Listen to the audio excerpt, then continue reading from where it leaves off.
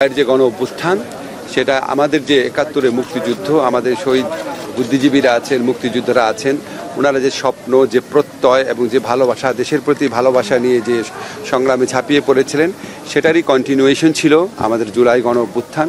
জুলাই গণ অভ্যুত্থানকালেও দেখেছি আমাদের তরুণরা, আমাদের ছাত্ররা জীবনের মায়াকে উপেক্ষা করে গণতন্ত্র, মানুষের অধিকার, বৈষম্যহীন সমাজ প্রতিষ্ঠা, শোষণমুক্ত সমাজ প্রতিষ্ঠার জন্য লড়াই করেছে। আজকে এই শহীদ বুদ্ধিজীবী দিবসে এসে তাদের সেই লড়াইয়ের কথাও মনে পড়ছে।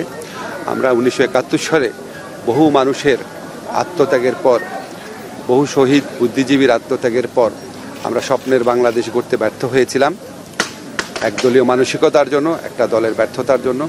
আজকে কোনোভাবেই যেন সেই ব্যর্থতার পুনরাবৃত্তি না হয়।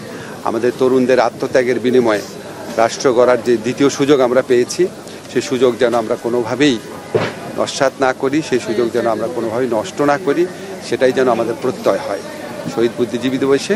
এটাই আমার কাছে মনে হচ্ছে এসে। সবাইকে ধন্যবাদ। Thank you.